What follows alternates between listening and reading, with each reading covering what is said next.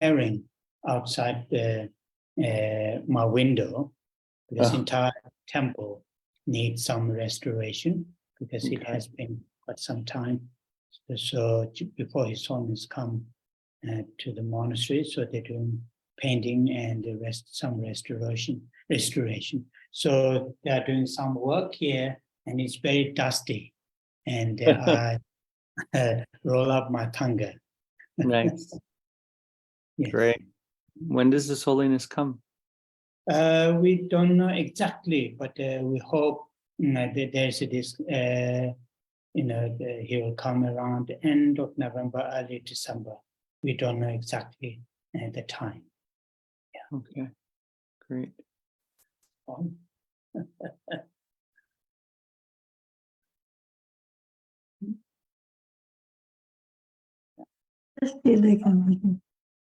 Yeah, just it. Good morning.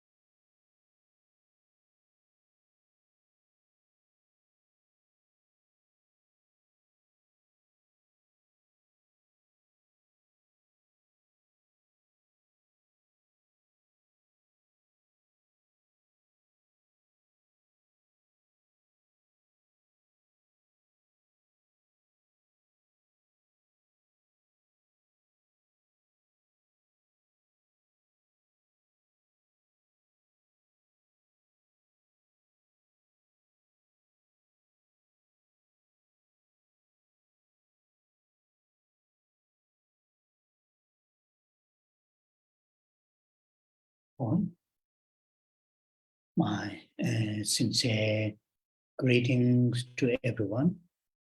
And with this greeting, we are going to start this class. And as always, we'll start with the refuge and the bodhicitta recitation, but not just the recitation, also with the recitation, we will hold the mind taking refuge in Buddha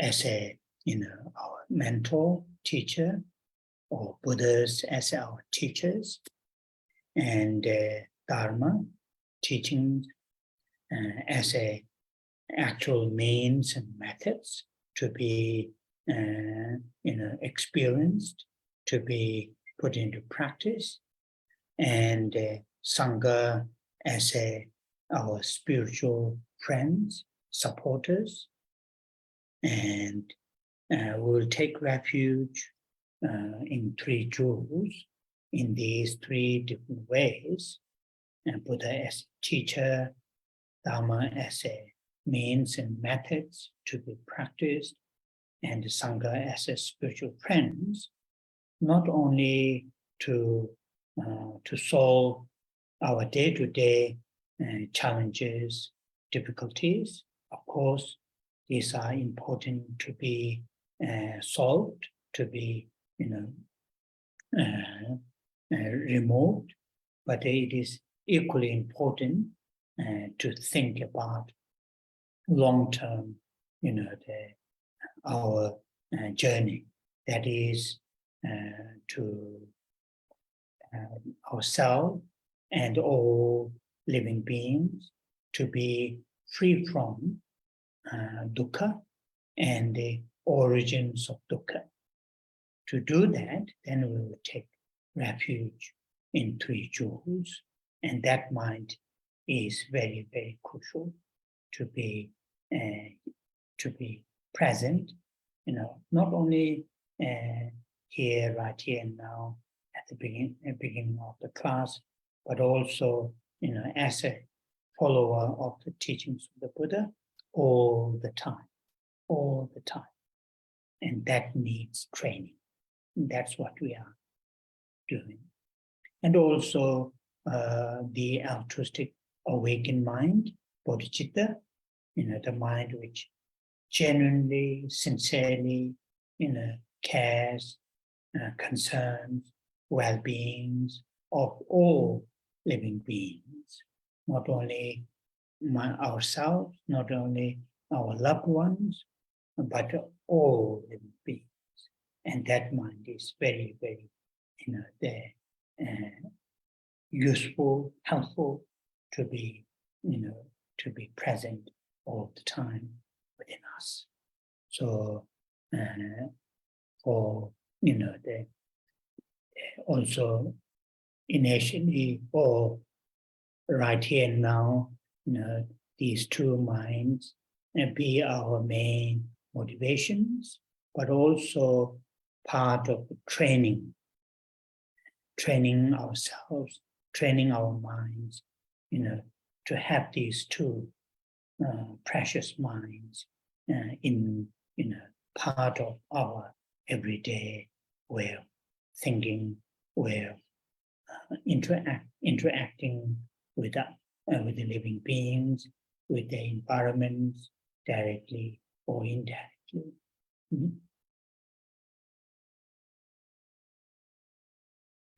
Trước tiên thầy gửi lời chào thân ái đến tất cả quý Phật tử và chúng ta bắt đầu buổi pháp hội ngày hôm nay. Và để bắt đầu chúng ta sẽ cùng trì tụng câu kệ quy y nơi Tam Bảo và khai triển tâm Bồ Đề. Không những chúng ta chỉ là trì tụng mà là chúng ta hãy cố gắng để giữ được trạng thái tâm quy y nơi Đức Phật như là vị thầy đứng chỉ đường cho mình. Chúng ta quy y nơi Pháp là phương pháp thực sự để chúng ta có thể ứng dụng để trải nghiệm và tu tập. Chúng ta quy y Tăng là những người bạn đồng hành về tâm linh của mình, những vị hỗ trợ cho mình. Và như vậy chúng ta quy y nơi Tam Bảo trong 3 phương cách khác nhau. Chúng ta quy y Phật như là vị thầy, Pháp là những phương pháp để chúng ta có thể tu tập, và tăng đoàn là những người bạn về tâm linh của mình. Không những chỉ là để cho chúng ta giải quyết những thử thách, những khó khăn trong cuộc sống hàng ngày của mình, là dĩ nhiên đó là điều quan trọng để chúng ta có thể giải quyết hay là lấy đi những khó khăn, những thử thách ở trong cuộc sống của mình. Nhưng điều quan trọng không kém là chúng ta hãy nghĩ đến cuộc hành trình về tâm linh dài lâu. Điều này có nghĩa rằng là cho bản thân của mình và tất cả những chúng sinh khác được thoát khỏi sự khổ và nguồn gốc của sự khổ. Như vậy, chúng ta với tâm quy y nơi Tam Bảo là điều thiết yếu để có mặt ở trong chúng ta, không những chỉ có mặt trong hiện tại, ngay giây phút này, mà là theo giáo lý của Đức Phật, chúng ta nên có trạng thái tâm này trong suốt tất cả những thời gian. Và điều này cần sự luyện tâm. Đồng thời, khi chúng ta nói về tâm Bồ Đề là tâm tỉnh thức vị tha, là chúng ta khởi lên cái tình thương đối với tất cả chúng sinh hữu tình, chứ không phải chỉ cho bản thân của mình hay những người thương của mình, mà cho tất cả chúng sinh. Tâm này thật là hữu ích để mà có mặt ở trong chúng ta trong suốt tất cả những thời gian. Và lúc đầu thì động cơ bây giờ chúng ta chủ yếu là chỉ để quy y nơi Tam Bảo và khai triển tâm Bồ Đề ở hiện tại và ngay bây giờ.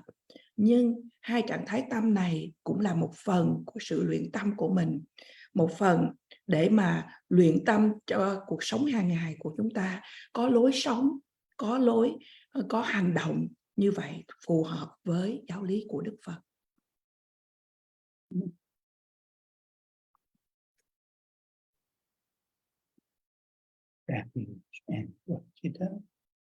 Bây giờ chúng ta hãy cùng trì tụng với Thầy 4 dòng kệ quy y và khai triển tâm Bồ Đề. Sa ye che da so chan jo pa ta ni ya so che da ge jen so ye ve so ro la ben je san ye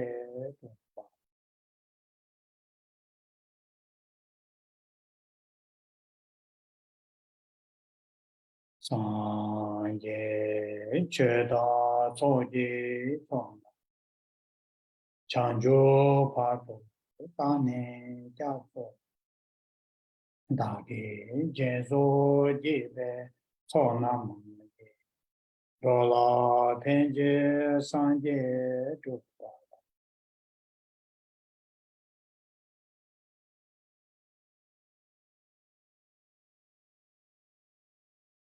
san ye che da so ye so chan jo pa do da ne ja do da ge jen so ye be so nam ro la ben je san ye tu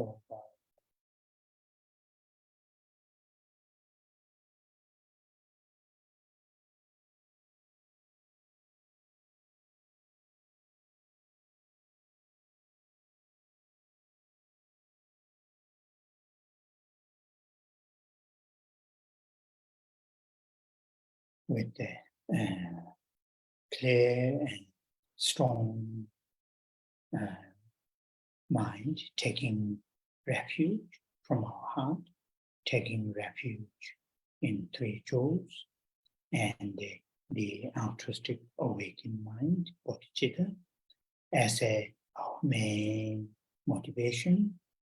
Now I'm going to say the Buddha Amitabha mantra, Om Amitabha Shri.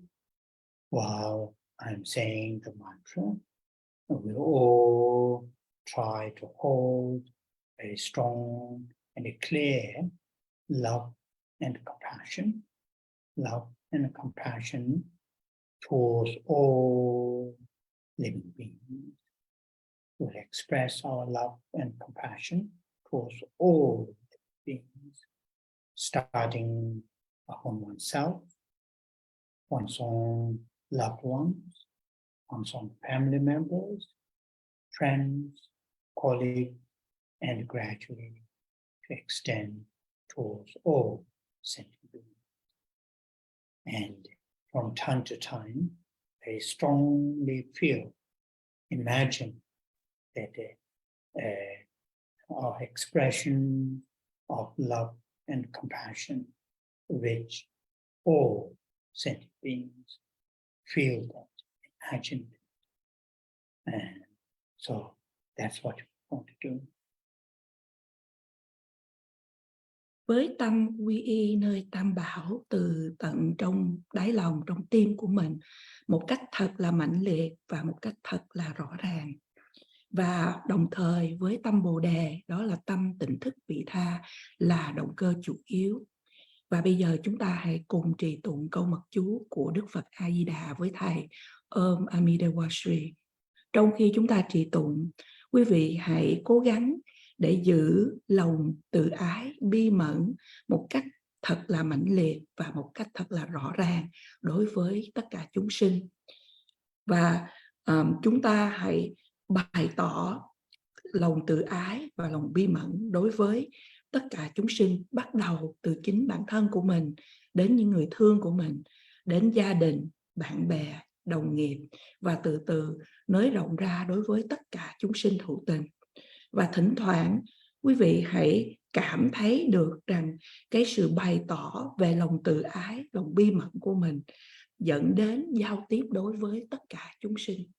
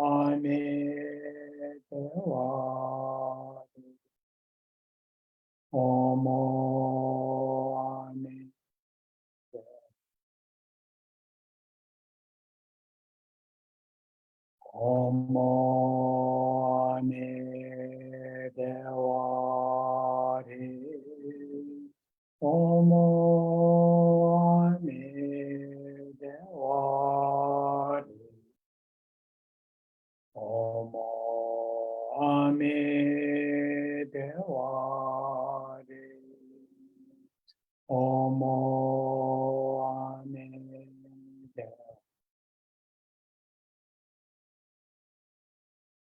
Omo Ame Devare Omo Ame Devare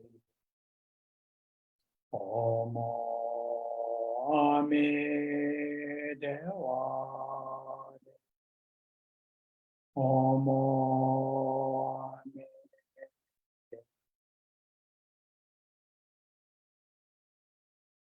Omo Ame Devare Omo Ame Devare Omo Ame Devare Omo Ame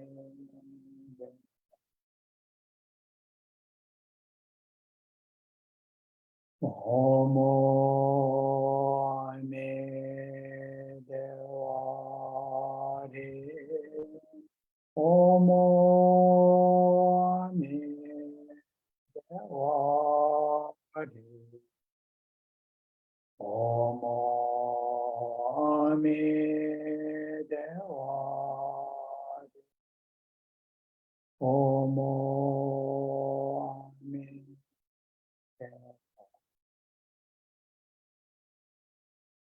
Omo Ame Devare Omo Ame Devare Omo Ame Devare Omo Ame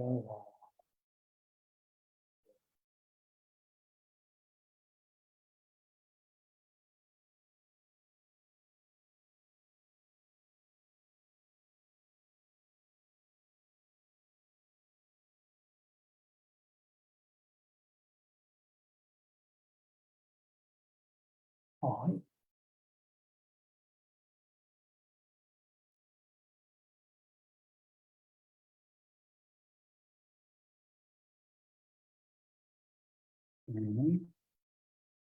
We didn't have last week and last Saturday. We didn't have class, but we had previous, Saturday, and we finished out of the three this beautiful sutra, the sutra which which is called the recalling the the three jewels, Buddha, recalling the Buddha, Dharma, and Sangha. And after it finished the brief background of the sutra, and main body of the sutra has three parts. The first part, the sutra explains the qualities of the Buddha, the historical Buddha, also all any kind of all the enlightened beings, the qualities of all enlightened beings, and that's what we have we finished. And today we are going to start the second part of the main body of the sutra, that is explaining the qualities of the Dharma, So before I start the to read today's part, today's the main part of the sutra, I would like to say this. So these beautiful lines that we read from the sutra, and I try to explain a little bit, the meaning of those lines. Some are not very easy to understand the qualities of the Buddha. So we have spent quite good time. We I went slowly, not rushing, slowly, and they try to explain as much as I can, the meaning of those lines. Now, as I may have explained this, before we start to read the sutra. So now, though we haven't learned, I'm talking about myself. We haven't learned entire the qualities of the Buddha, which is impossible at this stage. The qualities of the Buddha, not just physical, verbal, the mental, but also the qualities of the enlightened beings, activities, and so on and so forth.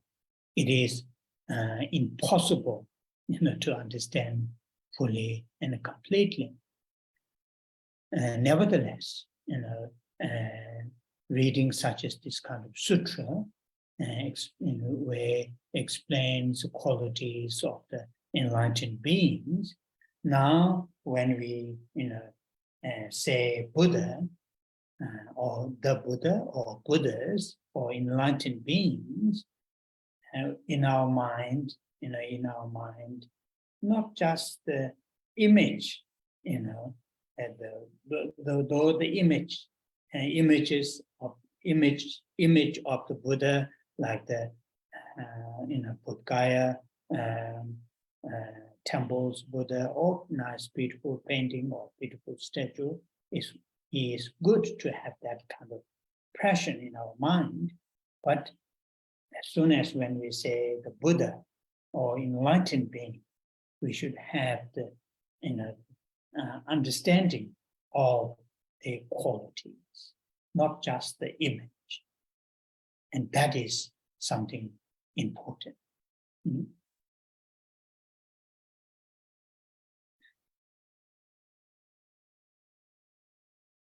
Thứ Bảy tuần vừa qua chúng ta không có buổi thuyết pháp, và thứ Bảy trước đó thì chúng ta đã hoàn tất. Ở trong kinh thì đây là một bài kinh thật là đẹp, và tựa đề của kinh là Kinh Niệm Tưởng về bậc Thánh Hiền Tam Bảo, để nói đến, để nhớ lại những phẩm hạnh về về Đức Phật, về Pháp và về Tăng. Và sau khi mà thầy đã giảng cho chúng ta về những bối cảnh của kinh, và chủ yếu khi thầy vào đề thì có 3 phần chính. Và phần thứ nhất là giải thích về những phẩm hạnh của Đức Phật lịch sử, hay của tất cả những bậc đã giác ngộ. Và chúng ta đã hoàn tất về phần này. Hôm nay chúng ta bắt đầu vào phần thứ hai, đó là về phần giải thích về phẩm hạnh của Pháp. Và trước khi thầy bắt đầu để đọc và giảng cho chúng ta về đoạn kệ về những dòng của phần kinh này, thì thầy muốn chia sẻ một chút ít với chúng ta. Những dòng kệ mà chúng ta đã được nghe qua thật là hay, thật là tuyệt vời này, mà ở trong kinh thì có những dòng thì không có dễ để mà cho chúng ta hiểu, và chúng ta đã được nghe qua những tuần vừa qua một cách thật là chậm, và thầy cố gắng để giải thích cái tốt nhất có thể về những ý nghĩa của những dòng kệ này. Và như thầy đã giải thích cho chúng ta trước đây, khi chúng ta bắt đầu được nghe về kinh này, mặc dù là chúng ta chưa được học toàn bộ những phẩm hạnh của Đức Phật, và thầy nói rằng là đây là điều không thể nào không khả dĩ ở những cái thời đại như thế này, mà chúng ta có thể thấu hiểu được tất cả những phẩm hạnh qua thân, khẩu và ý của Đức Phật. Đều không thể nào để chúng ta hiểu được một cách thấu đáo, một cách trọn vẹn. Tuy nhiên, khi chúng ta được tu học về bài kinh này thì khi chúng ta nghe nói được đến Đức Phật hay từ chư Phật, hay chúng ta nghe nói đến bậc giác ngộ, thì trong tâm của chúng ta bây giờ không chỉ có chỉ là một ảnh tượng của Đức Phật, như một bức tượng tôn Phật ở Bồ Đề Đạo Tràng, hay những ảnh tượng của Đức Phật ở trong chùa, hay một cái tấm thang ca, hay một bức tượng đẹp nào đó. Nhưng bây giờ khi chúng ta nghe đến từ Đức Phật thì chúng ta hiểu được những phẩm hạnh của Đức Phật, chứ không phải chỉ là một cái ảnh tượng của Đức Phật, và điều này quan trọng. So, coming days, weeks, months, try to go back. I'm sure you have got the sutra, and just go back to the sutra whenever you have time. Doesn't need to be, reading entire sutra. Just pick up one or two lines where explains qualities of the Buddha, the qualities of the Buddha, recall the qualities. So by doing that again and again and again, then eventually, as soon as we say the Buddha or Buddhas, either in English or in Vietnamese, or in my case in Tibetan, Sangye, had from the heart, from the bottom of our heart, have a deep sense of admiration, deep sense of, if I use that term, faith in the sense, that kind of, as I use in one other time, that kind of wow factor, amazing, that kind of quality, and that kind of quality, when we have that from our heart, that kind of feeling of, seeing or standing or feeling that amazing qualities that the Buddha or Buddhas have, then we can say, when we say, I'm going to take Buddha or Buddhas as my teacher, as my mentor, there's no problem, there's no difficulty, there's no hesitation. That will come very much, from the bottom of our heart. And also, by seeing, understanding, and remembering, the qualities of the Buddha or Buddhas, then also will have, I myself have the potential. I myself have the potential to become like that kind of, being, enlightened being.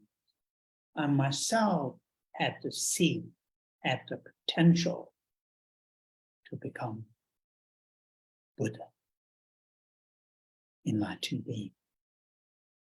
So, it has it, when we understand the really qualities of the Buddha, it will help us to have these two. On the one hand, deep sense of faith or admiration, and through that, without any difficulty, take them as our teachers or mentors, to follow their footsteps. On the other hand, to see, to feel, I myself have to seek to become that kind of beings, have these qualities. I have to see, and that will help really to us to work to pursue the spiritual journey, day by day, week by week, month by month, year after year, or even, one life after another life, until to have that kind of ourselves to become that, have that kind of qualities. So in that sense, it is very, very helpful and to not to just occur in my mind when I was here as a student, and one of my kind teachers, he used to say, don't close your pecha, the study book, as soon as you arrive back to your house or your place where I was living, and he used to say that. And sometimes I feel those days, I felt, oh, he may, understand what I do when I return back to the place where I was living those days, because that I did it very often. As soon as I got back to my place, I would just keep with the pecha somewhere on the table, wherever, and then until next day, hardly touch the pecha. So that is not very helpful. That kind of what I did is not very helpful to make progress. We need to go back and read one or two, refresh,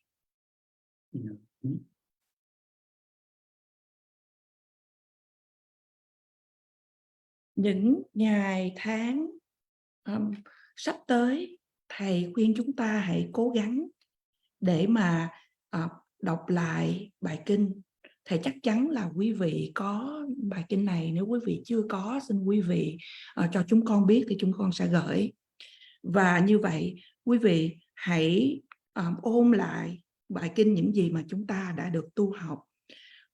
Thầy nói rằng không cần thiết phải là chúng ta phải đọc toàn bộ bài kinh, mà chúng ta hãy chỉ là chọn lên 1 và 2 dòng để chúng ta nhớ lại phẩm hạnh của Đức Phật. Và nếu chúng ta cứ lặp lại để mà tu học như vậy hết lần này đến lần khác, thì đến một ngày khi mà chúng ta vừa mới nghe từ Đức Phật, cho dù đó là bằng tiếng Anh, tiếng Việt, hay trong trường hợp của thầy bằng tiếng Tây Tạng là từ Đức Phật là Sangye, thì từ ở trong tận đáy lòng của mình thì mình sẽ khởi lên một cái lòng thật là ngưỡng mộ, một cái thật là sâu xa. Và nếu mà thầy có thể gọi được thì thầy gọi đó là cái từ là sự tín tâm, hay là cái cảm giác mà thầy thường mô tả với chúng ta là nói là wow, thật là một điều tuyệt diệu, những cái phẩm hạnh của Đức Phật như vậy. Nếu chúng ta có những cái cảm giác như vậy, những cái mà khi mà chúng ta nghe nói đến những cái phẩm hạnh thật là tuyệt diệu mà Đức Phật đã có, thì kế đó khi chúng ta nói rằng là chúng ta sẽ quy y nơi Phật như là vị thầy của mình, thì nó sẽ không có một cái vấn đề rắc rối nào hết. Chúng ta sẽ không có do dự, mà nó đến từ tận trong tim của chúng ta. Và bởi qua sự mà chúng ta thấy, chúng ta thấu hiểu và chúng ta nhớ đến phẩm hạnh của Đức Phật, và từ đó một mặt khác thì chúng ta cũng nghĩ rằng là chúng ta cũng, chính bản thân của mình có tiềm năng để trở thành một đấng giác ngộ như vậy, một Đức Phật như vậy. Chính bản thân của chúng ta có tiềm năng để trở thành Đức Phật. Và như vậy, khi chúng ta trau dồi sự tu học về phẩm hạnh của Đức Phật thì có 2 điều xảy ra. Thứ nhất là chúng ta sẽ có một cái sự ngưỡng mộ thật là sâu xa với để mà chúng ta có thể xem Đức Phật là như vị thầy của mình. Chúng ta là những người noi theo dấu chân của Đức Phật. Một mặt khác thì chúng ta cũng nghĩ rằng là chúng ta đã có những cái hạt giống để mà trở thành một bậc giác ngộ, trở thành Đức Phật. Và điều này sẽ làm cho chúng ta theo đuổi một cách không mệt mỏi hết những ngày, tháng, năm sắp tới, và thậm chí là hết kiếp sống này đến kiếp sống khác, để mà chúng ta có thể trở thành một bậc giác ngộ như vậy, có những phẩm hạnh như vậy. Và trong một chiều hướng, thầy ở trong bây giờ thầy vừa mới nghĩ đến một cái ví dụ là khi mà thầy còn là một tu sinh ở tu viện, và vị thầy của thầy, khi mà thầy đi đến lớp hay đến cái chỗ của vị thầy của thầy để học, thì trước khi đi về thì vị thầy nói rằng đừng có đóng cái pecha đó khi mà vừa mới đi về cái nơi ở của mình. Thì pecha là giống như là những cái sách vở mà giống như kinh điển hay là những cái giáo lý mà đang tu học, thì vị thầy nhắc như vậy, đừng có đóng vào khi mà trở về. Thì những cái lúc đó thầy chỉ cảm thấy rằng vị thầy hiểu rằng khi mà mình vừa mới đi về đến cái chỗ ở của mình là mình sẽ đóng lại cái quyển đó. Nhưng mà thật là như vậy, khi mà thầy vừa mới đi về đến chỗ ở của thầy thì thường là thầy chỉ để nó ở trên bàn, và thầy không có đụng đến nó đến một thời gian, đến ngày mai hay một lúc nào đó. Thì điều này, những cái thói quen như vậy thì khó để mà cho chúng ta có thể tiến bộ. Và như vậy chúng ta cần phải lặp đi lặp lại để mà trau dồi tu học, và để làm mới cái tâm của mình. Now, today's reading, which is a brief explain the art of the three parts, that is the second part. And the second part in this sutra explains the qualities of the Dharma. And here in Tibetan, the term is used, Tambeche. And in English, it is translated saying the sacred Dharma. I don't know the whole connotation or the meaning of the sacred. In Tibetan, Tamba. Here, Tambeche, Tamba. Tamba, refers to the best. So here, or Tamba can be refers to the ultimate. So there are different meanings according to the context.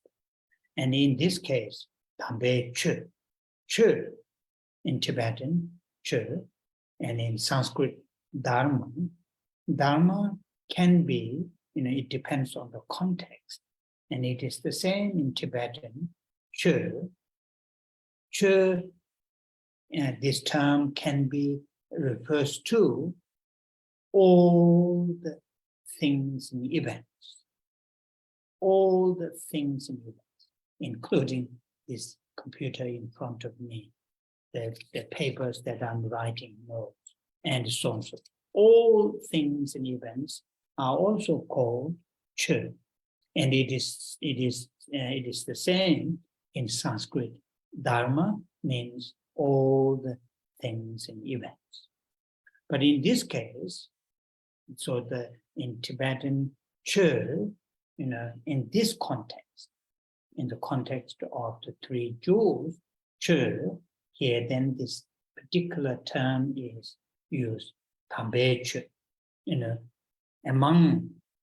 within all the phenomena, the best phenomenon, the best, the ultimate phenomenon.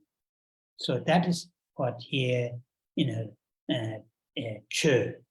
That's one thing to helpful to remember. In here, the English term sacred, I don't know the meaning, connotation of that term. So now here, first translate that one. Yeah.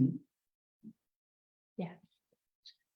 Trong phần mà chúng ta được tu học ngày hôm nay đây là sự giải thích về phần thứ nhì của kinh, đó là giải thích về phẩm hạnh của Pháp. Và chúng ta ở trang 11 bắt đầu bằng dòng thứ 3. 3 từ đầu dòng này nói rằng 3 từ đầu của dòng này nói là Tampe chưa. Ở đây từ Tampe hay Tamba được dịch ở trong tiếng Anh là Sacred Dharma, hay trong tiếng Việt chúng ta nghe nói là giáo pháp linh thiêng. Nhưng mà trừ Tampa ở đây thầy không biết tiếng Anh dịch và chữ linh thiêng có ý nghĩa nội dung như thế nào. Nhưng mà trong tiếng Tây Tạng từ Tampa nói đến là tốt nhất hay là tối thượng. Đây là tùy thuộc vào những cái bối cảnh khác nhau. Và từ chưa thì trong tiếng Phạn chúng ta quen dùng là từ Dharma, thì tùy thuộc cũng một lần nữa tùy thuộc vào những bối cảnh. Và tiếng Việt thì chúng ta nghe nói pháp, hay thường thường chúng ta nghe nói là mọi pháp. Để mà nói đến là từ chưa này nói đến tất cả mọi sự vật, mọi sự kiện, hay chúng ta nghe là mọi pháp, trong đó bao gồm là cái máy vi tính, cái computer ở trước mặt của thầy, hay tờ giấy mà thầy dùng để viết. Tất cả mọi thứ thì chúng ta gọi là chưa hay Dharma hay là mọi pháp, thì tùy thuộc vào bối cảnh khác nhau. Và trong bối cảnh này thì chúng ta nói đến là Tampe chưa, tất nhiên là pháp mà tốt nhất.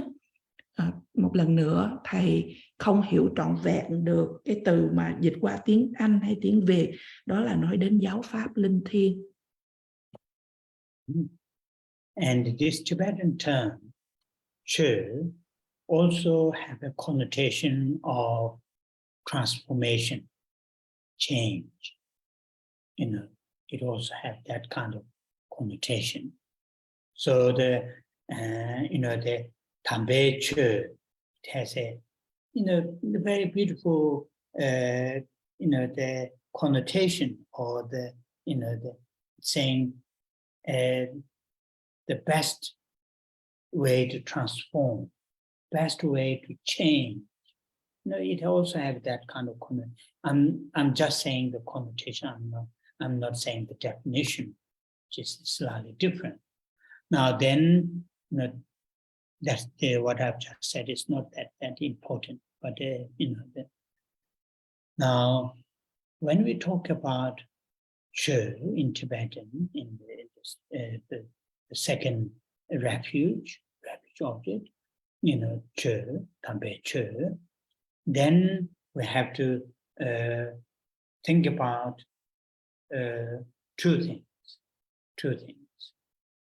As this great Indian master, I think 4th century, the Common Era, Asanga, Vasubandhu,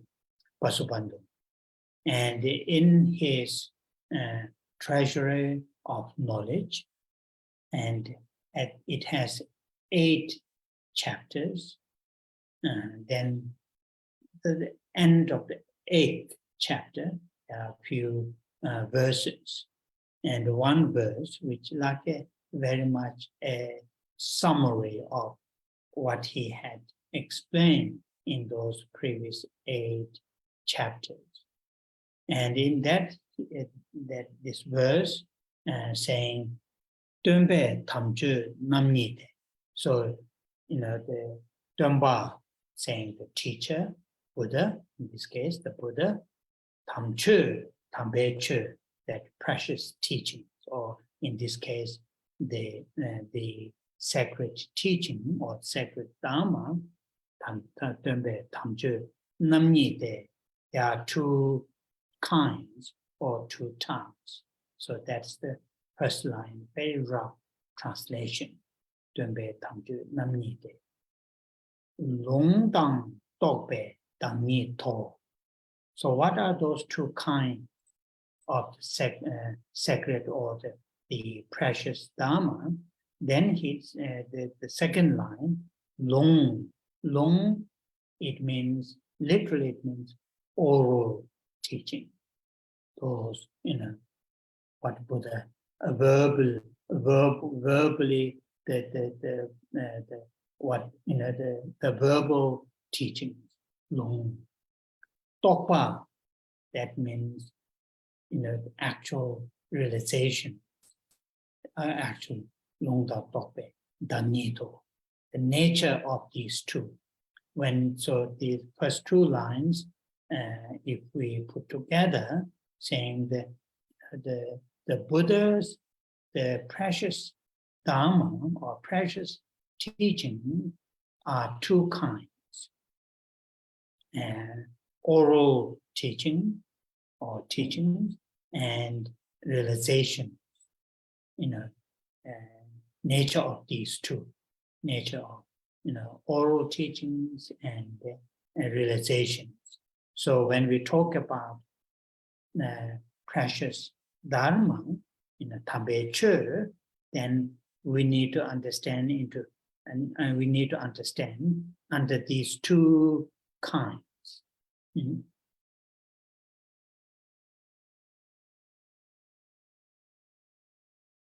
Và một từ chưa cũng có một cái ý nghĩa khác, đó là sự chuyển hóa hay thay đổi.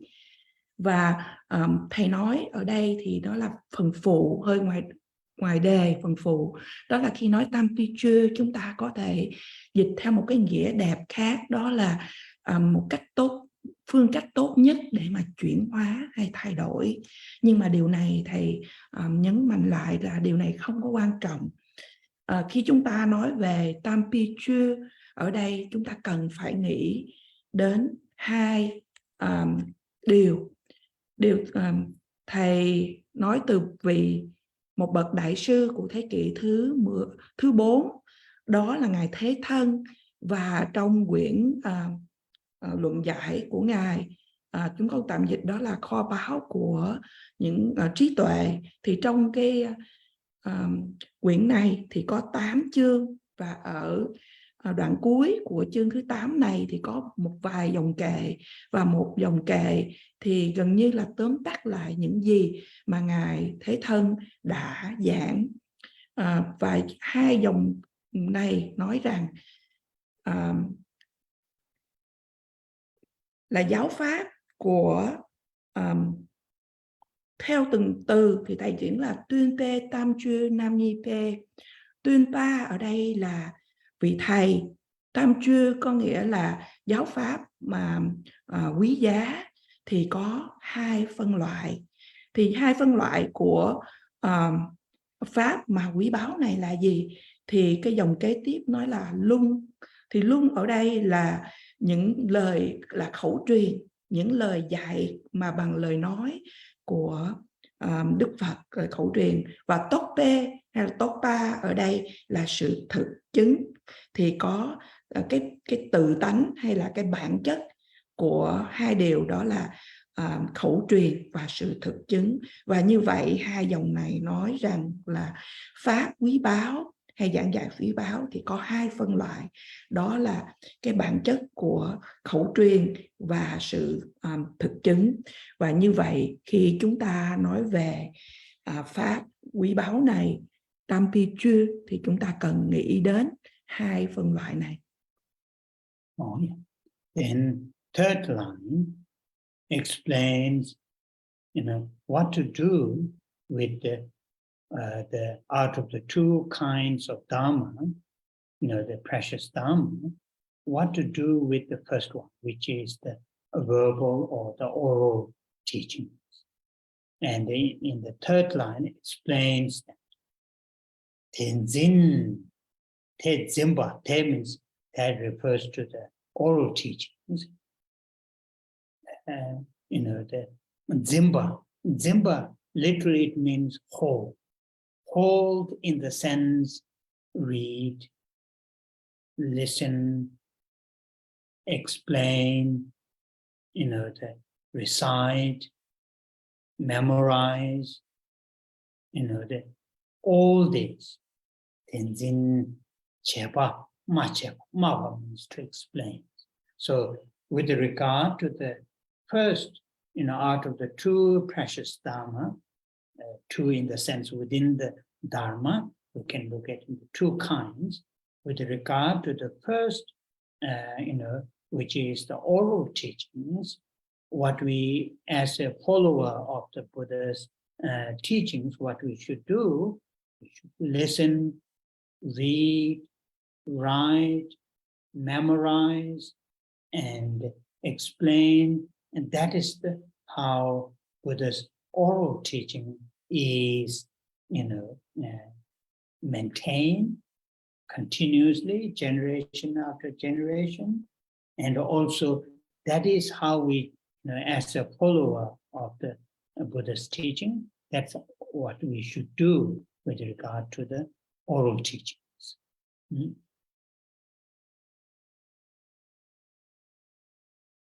Và dòng thứ ba giải thích những gì mà chúng ta cần phải làm trong hai giáo pháp mà quý giá này. Thì trong phân loại đầu tiên chúng ta nói về sự khẩu truyền, đó là Tenzin.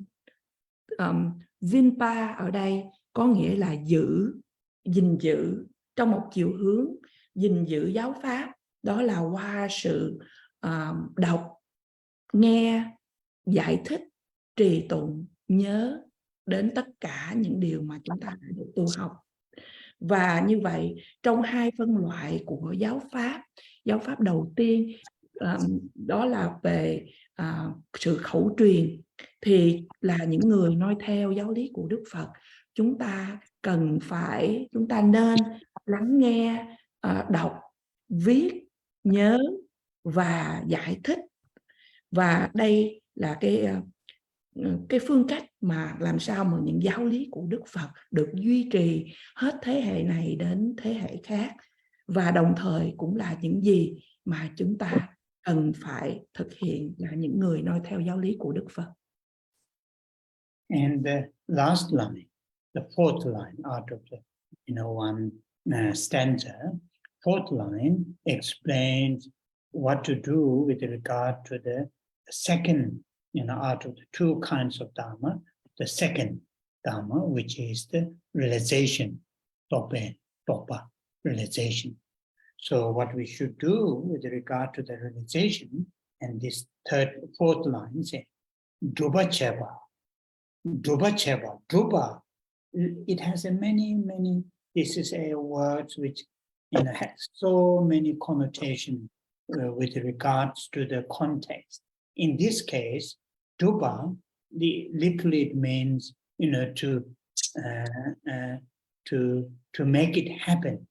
To make it happen, the realization, such as love, compassion, altruism, tolerance, ethics, so on and so forth. All those realizations to be, make it happen within ourselves. Druba. Druba Cheba. Make, Cheba has a, so that is Konain, the last line. Konain. Give me 1 second. The kona, that last, those three syllables. Konain, it means only. That's the only, way to, what you call going for refuge to the Dharma. So going for refuge to the Dharma are the two ways. Only those two ways. Going for refuge to Dharma, precious Dharma, those, oral teachings, to listen, to hold, to memorize, to read, to write, to recite. That's the, how to take refuge in Dharma, out of those two, the oral teachings, the verbal teaching. And that's the way to go to refuge in Dharma with regard to the oral teachings. And with, the other way to go for refuge to the Dharma is with regard to this, the second kind of Dharma, which is the realization, then make those realizations happen within ourselves. Love, compassion. That's the only way. This last, those kona yin in Tibetan. Only that way is the taking refuge in Dharma, Dubachapa kona yin. So that is very, very. Those 4 lines, explain what is Dharma, or what kind. There are 2 kinds of Dharma, and what to do with these 2 kinds of Dharma, and that's very beautiful, verse to remember for us. And within those 2 kinds, the first one is the oral Dharma, and second is the realization.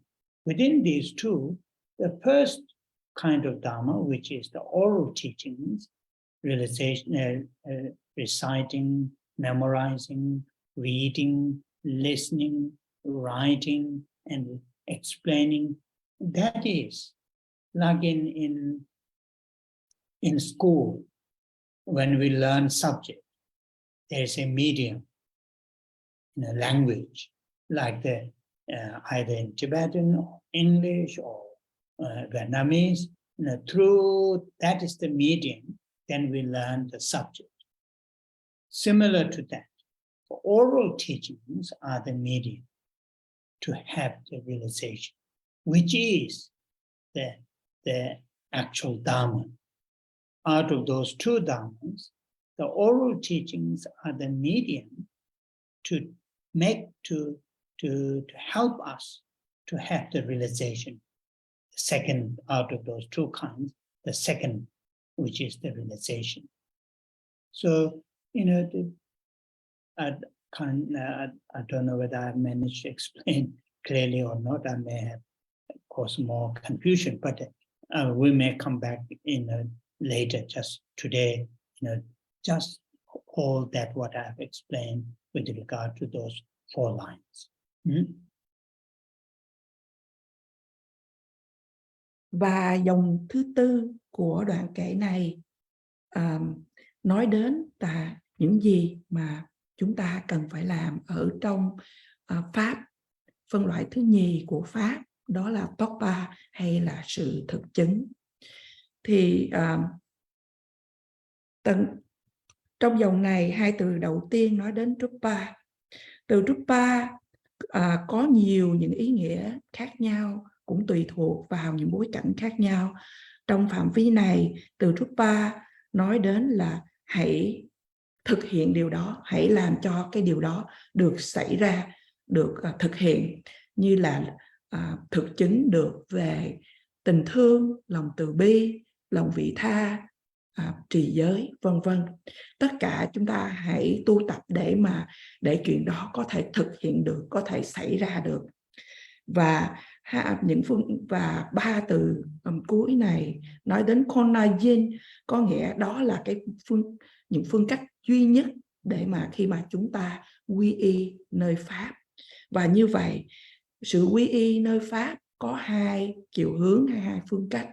Thứ nhất là phương cách đầu tiên, đó là về sự giáo pháp khẩu truyền, là để cho chúng ta nghe, chúng ta đọc, chúng ta trì tụng, viết, nhớ, vân vân.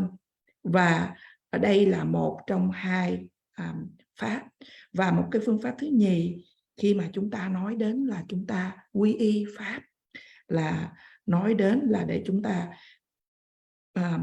có thể làm cho cái sự thực chứng về Pháp để được xảy ra ở trong dòng tâm thức hay trong chính chúng ta.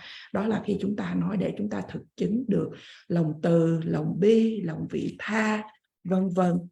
Và với chỉ 2 phương cách như thế này, đó là cái cách để chúng ta quy y hay là nương tựa nơi giáo pháp.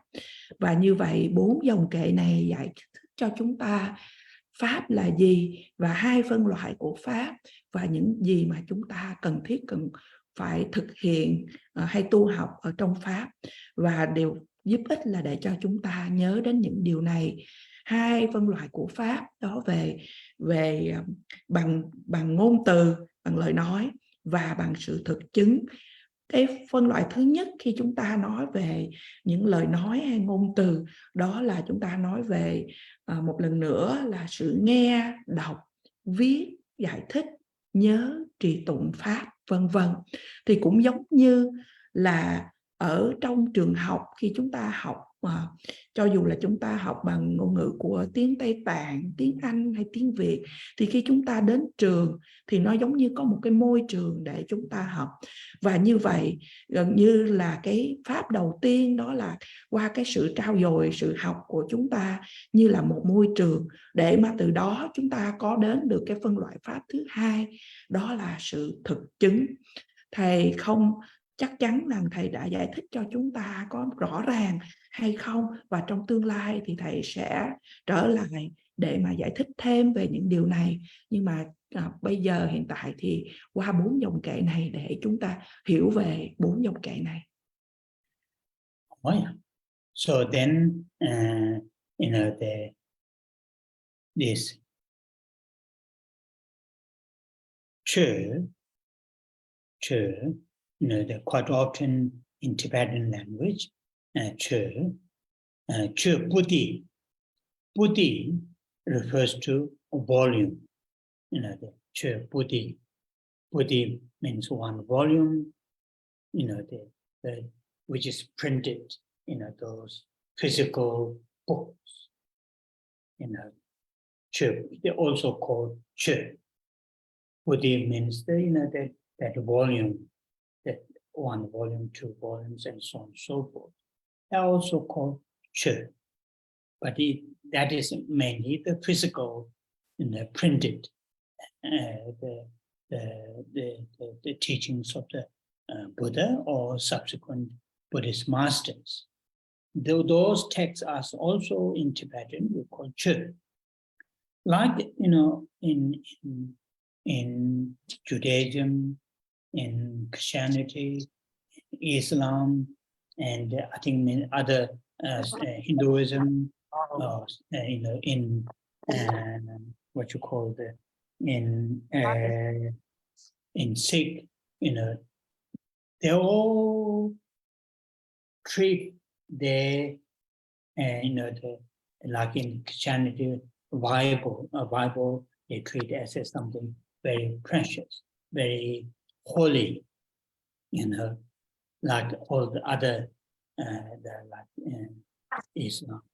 Also in Buddhism, those scriptures, those Dharma texts are also treated as a very, precious, very holy. But I think that here, from the Buddhist point of view, why these texts are treated as a holy or precious, it's mainly because of the contents of text. What Buddha had said. It is not Buddhist, it is because Buddha, Buddha's text, or not like that. It is what is said in the text. The contents, what is said in the text, Joja in Tibetan, the subject matter of the text are very, very, precious, like love, compassion, altruism, tolerance, ethics, so on and so. So that is what here, in the Buddhist, in the traditional Buddhist, culture, treated as something holy or precious or something. So in the Tibetan tradition, now because more and more texts are printed in a book form, not a traditional form, because in the traditional, are grown up in the monastery, they use all the study. Not many books, many scriptures are available those days, but all are in traditional texts. So mentally, even these days, I like reading in those forms, that kind of form, better, instead of book. But nowadays, less and less, better, more and more books forms. But books forms have a, this feeling of some kind of, precious, some kind of holy, is not that much compared to the, traditional picture. It's quite interesting, culture changing. Anyway, so these are not that important, but the term is also used to refer to those scriptures. Those scriptures. Từ chư hay là pháp mà chúng ta thường nghe ở trong ngôn ngữ tiếng Tạng thì thường dùng để mà mô tả, thầy dùng từ là Buddhi, có nghĩa thường chúng ta dịch về kinh thì chúng ta nói những tạng kinh mà được in ra trở thành cái quyển sách, chúng ta nói tạng kinh, hay là tạng luận, kinh và luận, để mà in những giáo lý của Đức Phật hay của những bậc đại sư, thì chúng ta gọi đó là chư hay là pháp. Ở trong những truyền thống, những tôn giáo như Judaism, Ấn Độ giáo, Hồi giáo, Sikhism, thì tất cả các tôn giáo này họ cũng xem những cái kinh hay là những cái giáo lý của họ thật là những điều quý giá và linh thiêng. Trong Phật giáo cũng vậy, thì những bộ kinh luận này được xem như là rất là quý giá. Và từ quan điểm của Phật giáo, tại sao mà xem những quyển kinh luận này quý giá, là bởi vì những nội dung ở trong những quyển kinh luận này, những gì đã được nói đến hay là những cái chủ đề đã được nói đến thì thật là kỳ diệu, thật là quý giá, như là lòng từ bi, về lòng vị tha, về trì giới, vân vân. Và đó là theo tập tục văn hóa của truyền thống của Phật giáo, thì chúng ta xem những kinh luận thật là quý giá. Theo truyền thống của Tây Tạng, trước đây thì những kinh được in ra theo dạng mà gọi là pecha, như quý vị thấy là những cái tờ giấy mà được cái khổ giấy nó rất dài và nó nhỏ theo cái truyền thống đó. Nhưng mà ngày nay thì được in ra theo một cái dạng thường nhiều hơn. Và thầy thì đã lớn lên, khi ở trong tu viện đã lớn lên thì theo truyền thống xưa, có nghĩa là những cái kinh điển mà thầy trì tụng hay tu học là theo dạng của Pecha, là theo cái lối xưa. Và khi mà thầy cũng thích, và hiện giờ thì thầy vẫn ưa thích để mà đọc ra từ những quyển Pecha hay là những cái in mà truyền thống như vậy, thì thầy cảm giác thấy nó quý giá hay là nó linh thiêng hơn. Thì thầy chỉ muốn chia sẻ ở đây những cái điểm rất là thú vị. Theo cái thời gian thì những cái tập tục văn hóa nó đang thay đổi, nhưng mà những điều này thì nó cũng không phải quan trọng. Thì từ chưa ở đây tóm lại thì nói đến tất cả những điều mà thầy vừa mới diễn tả cho chúng ta. Oh yeah. So now we are going to read the first line. Tam Bảo. So the precious Dharma, Tam Bảo. Thongmar Gyewa. Thongmar, here translated at the beginning. Gyewa. Gyewa can be refers to virtues, wholesome. Here translated, good at the beginning. Partu Gyewa. good in the middle, or virtues in the middle, tamaragyawa, and good at the end. So here, it is referring to, the precious Dharma, precious teaching, the ones initially when we engage either oral teachings or the realization,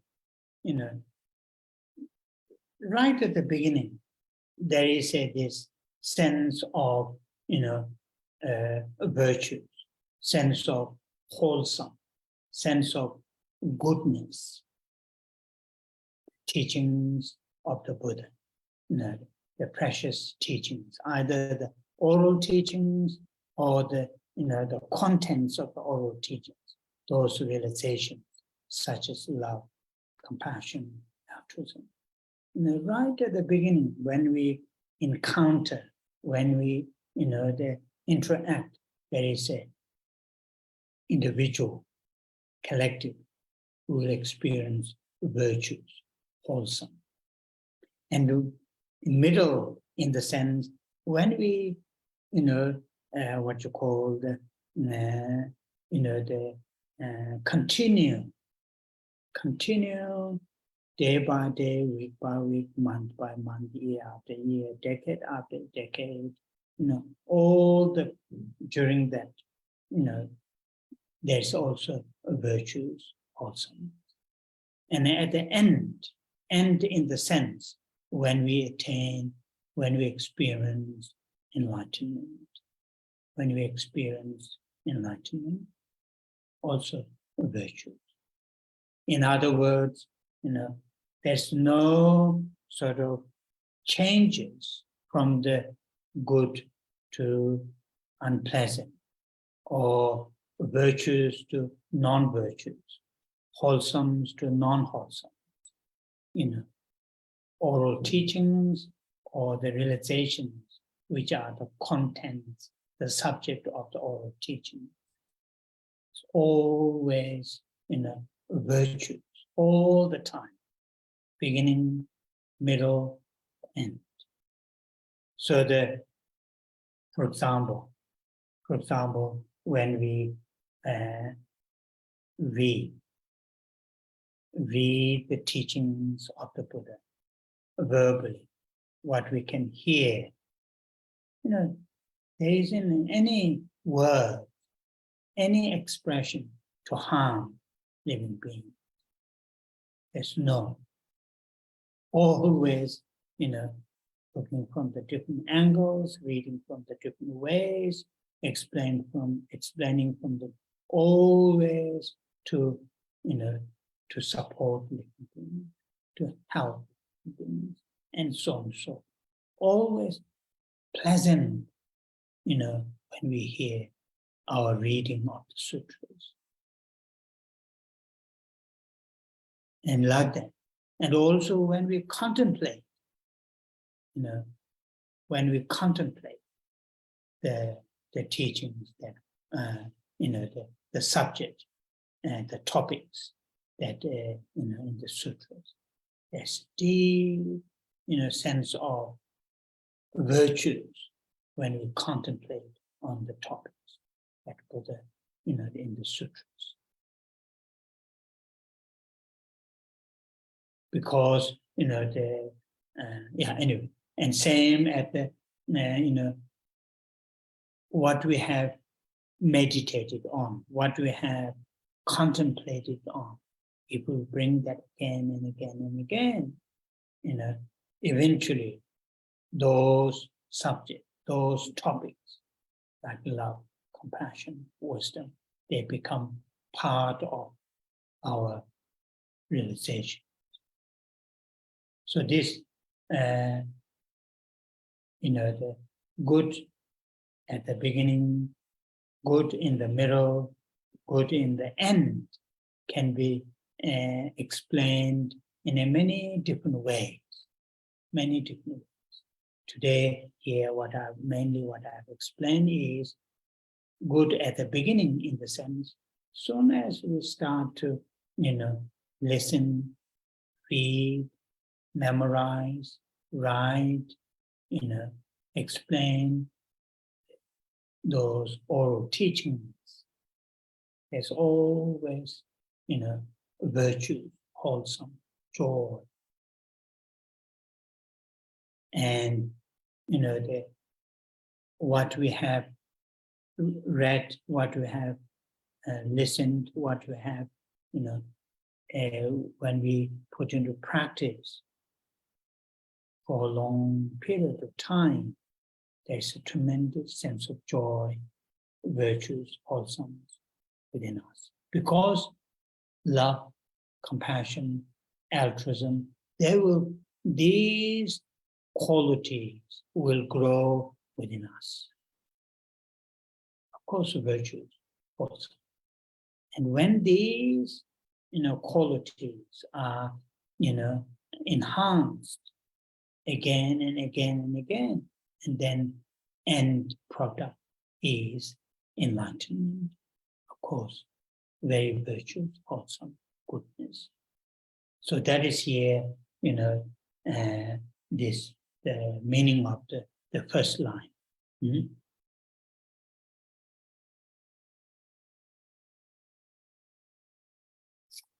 Dòng thứ nhất nói rằng giáo pháp linh thiêng tốt đẹp ở giai đoạn đầu, tốt đẹp ở giai đoạn giữa và tốt đẹp ở giai đoạn cuối. Từ Dharma ở đây là nói đến ở nơi bắt đầu, và từ Gewa là nói đến những thiện hành hay những thiện đức. Và như vậy, khi chúng ta nói đến giáo pháp quý giá, thì khi mà dấn thân vào sự tu tập về những khẩu truyền hay những lời nói, thì đó là ngay ở giai đoạn đầu. Thì từ ngay giai đoạn đầu mà chúng ta tu tập những điều này, thì chúng ta sẽ gặt hái hay có được những thiện đức, những thiện hành, những điều tốt đẹp. Và giáo lý của Đức Phật như vậy, khi mà ngay ở lúc đầu thì chúng ta giao tiếp với những người xung quanh, thì chúng ta đã có được những thiện đức, những điều tốt đẹp. Và ở giai đoạn giữa, trong một chiều hướng là nếu chúng ta tiếp tục hết ngày này năm nọ và đến những thập niên kia, và trong những thời gian đó thì chúng ta cũng gặt hái được những thiện hành, những thiện đức. Và ở giai đoạn cuối, trong một chiều hướng là khi đạt được đến sự giác ngộ, thì dĩ nhiên cũng có là những thiện hành, những thiện đức. Nói một cách khác, không có sự thay đổi khi chúng ta tu tập, không có sự thay đổi giống như là từ những cái điều tốt mà nó trở thành những cái điều không được tốt, hay là từ những thiện đức mà trở thành những điều bất thiện. Những giáo lý mà về khẩu truyền và của thực chứng của Đức Phật luôn luôn là những thiện đức ở giai đoạn đầu, ở giai đoạn giữa và ở giai đoạn cuối. Khi chúng ta thầy ví dụ cho chúng ta, khi chúng ta đọc kinh mà chúng ta đọc lớn lên và chúng ta có thể nghe những cái lời mà chúng ta đang đọc, thì những cái lời kinh không có một từ ngữ nào mà nói đến gây tổn hại cho chúng sinh. Những lời kinh luôn luôn là giúp đỡ cho chúng ta, hỗ trợ cho chúng ta đến những cảm xúc tiêu cực của chúng ta, ví dụ như những sự giận dữ vân vân. Và như vậy luôn luôn thật là thoải mái khi mà chúng ta được nghe những lời kinh này. Đồng thời khi chúng ta tư duy về những chủ đề của kinh, thì chúng ta cũng có cảm giác của những cái thiện đức cũng sâu xa của những lời kinh này. Những gì mà chúng ta đã chiêm nghiệm, chúng ta đã thiền quán, và nếu mà chúng ta có thể đem những cái trạng thái tâm này hết lần này đến lần khác, những cái chủ đề này về lòng từ, lòng bi, lòng vị tha, nó sẽ trở thành một phần của sự thực chứng của chúng ta. Và như vậy, đây là những cái điều tốt hay những là thiện đức ở giai đoạn đầu, ở giai đoạn giữa và ở giai đoạn cuối. Những điều này có thể được giải thích trong những phương cách khác nhau, nhưng mà hôm nay thầy giải thích cho chúng ta rằng ở giai đoạn đầu, khi chúng ta nghe pháp, chúng ta đọc pháp, chúng ta nhớ về pháp, trì tụng về pháp, thì luôn luôn là chúng ta có được những cái thiện đức, những niềm vui, những điều tốt đẹp. Và những gì chúng ta đọc được, chúng ta học được, chúng ta đem vào sự thực hành và cho một cái thời gian thật là dài, thì những thiện đức nó sẽ tăng, nó sẽ nảy sinh ở trong chúng ta. Và những thiện đức này nó cũng sẽ tăng trưởng của chúng ta hết lần này đến lần khác, hết giai đoạn này đến giai đoạn khác, cho đến khi đạt được sự giác ngộ. Và đây là dòng đầu tiên nói về những nói về phẩm hạnh của pháp. Stop here today, and we will say the 21 power prayers and long life and dedication. Và chúng ta chấm dứt buổi thuyết pháp ngày hôm nay, và bây giờ là phần hồi hướng và trì tụng hồi hướng đến Đức Đạt Lai Đạt Ma.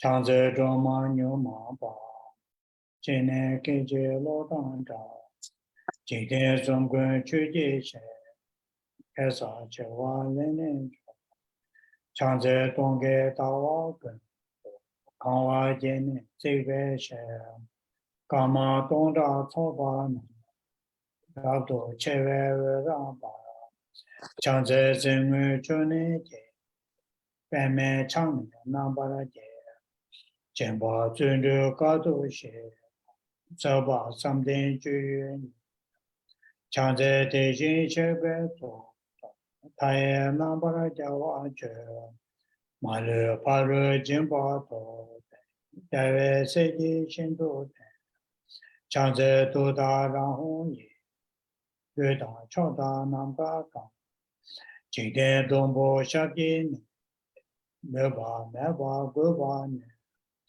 Chanze Jejin Mela Tsang Nongla Nazo Wanchu Che Chombo Ranga Jesa Nama Nijun Soji Yune Chanze Jeje Chadang Pe Paro Chogo Rato Chang Ego Yenja Shabdi Meba Choba Shindo Bara Chanze Turi Jiba Chen Digi Pao Nambara Chang Chöje Shene Chonye De Dao Tamje Malu Se Chanze Gunjo Sumzen Cha Seme Toga Nambara Je Malu Choje Kolo Je Rangi Veje Sonama Chu Chanze Rabdo Gawa Je Wojin Veje Chenwa Be Sheba Rabshe Toda Ra Gudang Jiden Wando Ze Chanze Zaji Gyongwe So Tamje Guba Numa Chonye Yewa Yige Ho Pongba Tamje Nambara Chanze Dawe Dumbo Gemba Tamje Shindo Bara Debe Chene Bane Tabara Shindo Ravase Chanze Kebe Tamane Barwe Chengwe Wune Ye Jayin Gumukune Ko Dai Bune Nambara Jo Chanze Saji Ngala Cha Ki Teji Nejin Shabdi Bo Chonye Jenze Yige Ho Remba Dumbo Namni Ge Chanze Dema Gema Shi Nyangen Dejin Jun Sawa Omda Yangda Dewa Chenpo Jomba Chanze Gune Korvaka Jaye Lune Nambarake Ige Jube Ngane Dewa Hune Tomani Chanze Ture Chamni Da Onge Nambe Sabin Dera Menda Radan Be Jigden Sumna Yewan Chanze Lai Zoi Na Reda Dajen Chana Dara Nije Pege Duna Male Kwane Se Chanze Lai Zonam Ge Pada Niam Je Kwene Goja Gawa Je Zeta Melama Ngeba Se Chanze Nima Dawa Je Jinye Bola Raba Se Ara Nije Dodara Shindo Chabe Rimne Se Chanze Tinye Somnam Pe Shive Dodaya Date Deda Mama Nijin Son Jomba Dure Rapyo Sare Ngaji Deba Deda Chanze Wane Nido Chanjo Senjo Debo Maje Panama Kejo Keva Nyamba Nyamba Kone Kondu Ewa Angre Rave Kore Simba Pendan Dewa Malu Jon Chere Sewa Tenzin Jato Shabe Sede Panto Engoro